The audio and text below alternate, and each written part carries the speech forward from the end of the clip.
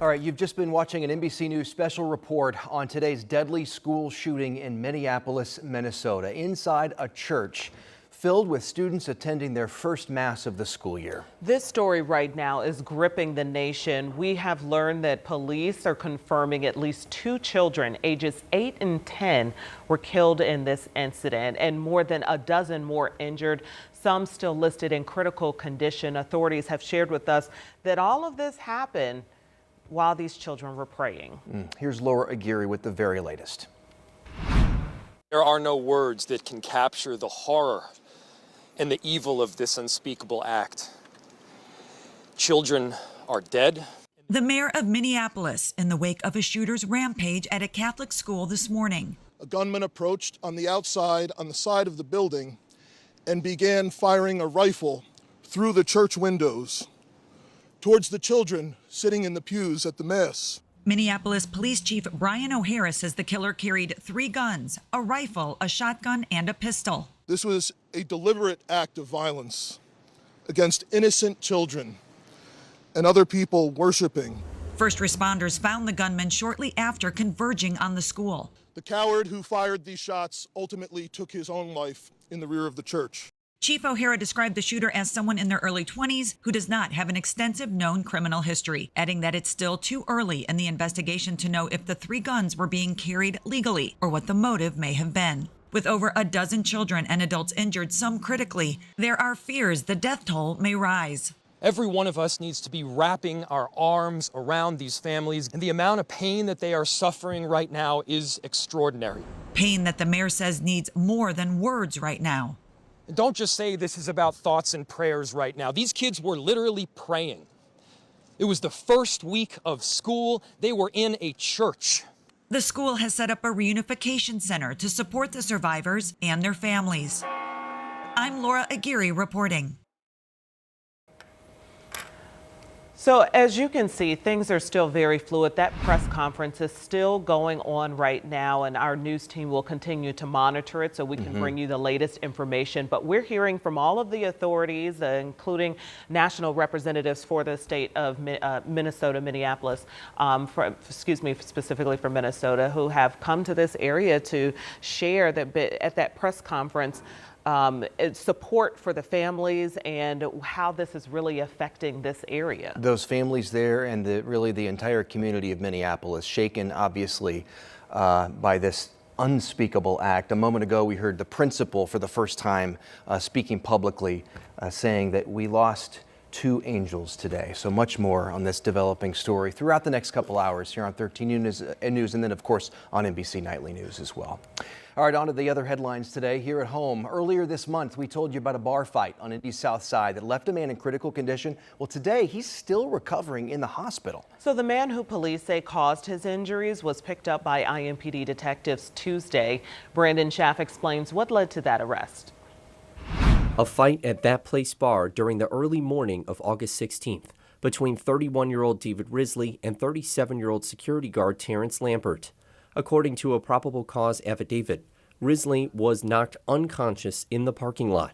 Witnesses saying the security guard allegedly stomped on Risley's head. Somebody was seriously injured in this case, and our detectives worked hard to determine exactly what happened and to get charges filed. After that fight happened at this South Side bar, officers were able to take evidence from video footage and from witnesses to put together a case. It takes a partnership. We need those witnesses to speak to our detectives to bring these people to justice and to make Indianapolis safer for everyone. Lampert faces charges of aggravated battery. He was arrested by IMPD Violent Crime Unit detectives on Tuesday. Steve Nixon has been Risley's barber at Jones's Barbershop, getting to know each other well there. He says that he saw on Facebook that people were praying for Risley. Finding out from Risley's girlfriend what happened. It really just struck home because you don't really expect something like that to happen to somebody so close to you, and when it does, it's it's crazy. Nixon posted on Facebook himself, offering his prayers and support.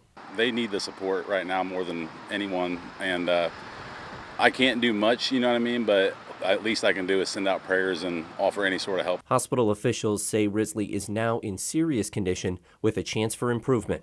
Brandon Schaff, 13 News.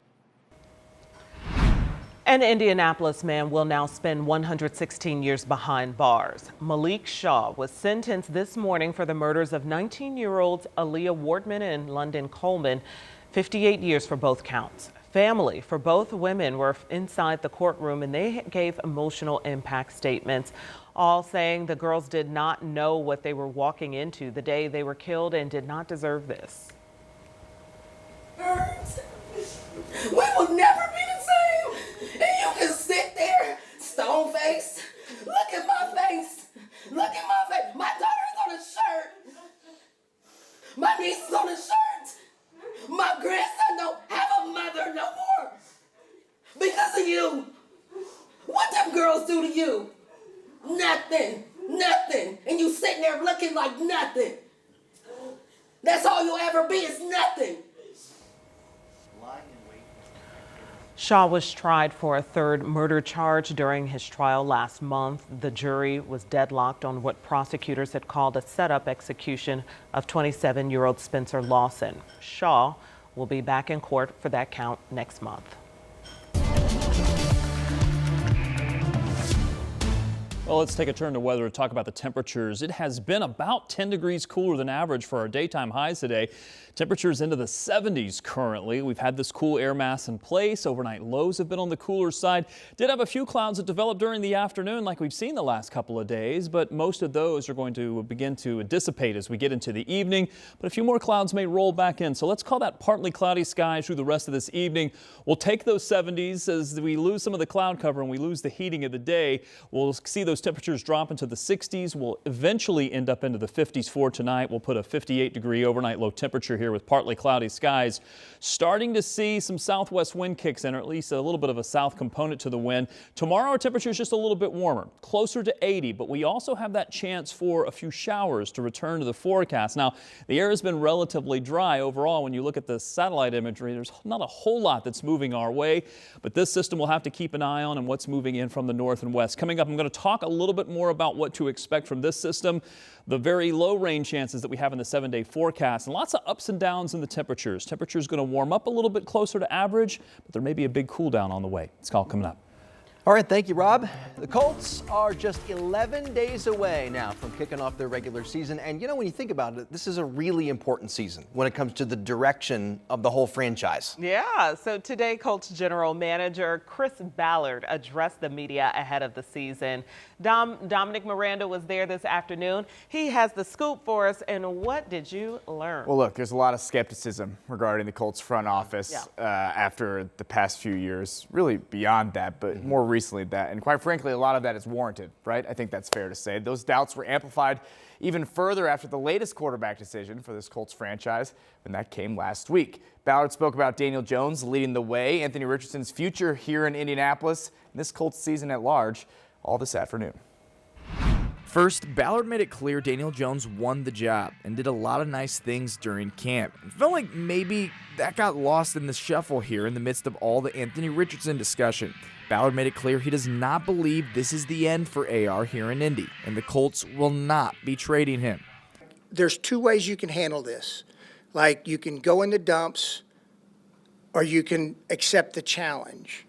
And accept the challenge to keep getting better, be prepared, continue to work on your fundamentals, continue to work on the daily game planning that has to happen as a quarterback, to collaborate with the other quarterbacks in your game planning, and then being ready to go because you're one snap away. Throughout Richardson's time in Indianapolis, the strategy seems to have shifted from needing to play early and often to needing time in the passenger seat to watch, learn, and grow. A stark contrast in just over 2 seasons. I think it is good for young players, especially at the quarterback position, if they're not completely ready, to sit back without the pressure of daily pressure of having to perform. Now, the pressure's still there because he's one play away, but it's much different. It's much different. I just think the little intricacies that they can learn by doing the backup role can serve them well. This change in philosophy has led to confusion and doubt among Colts fans, something Ballard definitely understands and says the only cure is winning.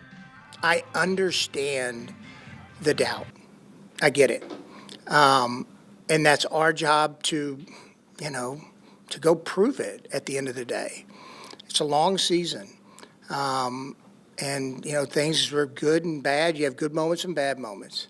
But like I said before, like when you win, it sure helps a lot of those issues.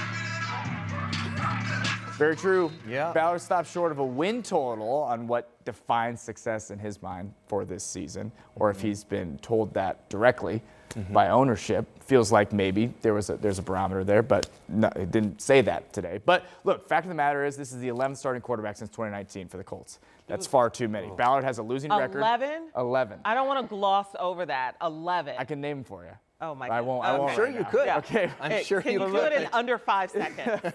He's got a losing record, and he's going into his 9th season. He's only made the playoffs twice, and he has not won the AFC South. It's a make-or-break season for Colts brass. We'll have more at 5 and 6. There's a lot to get through today, but we'll see. You hit the nail on the head there with the change in philosophy and how it's almost like whiplash. Right. He said what I said. The only way to close the mouths of the haters are to win. And we'll see. There you go. They can. We'll be right back.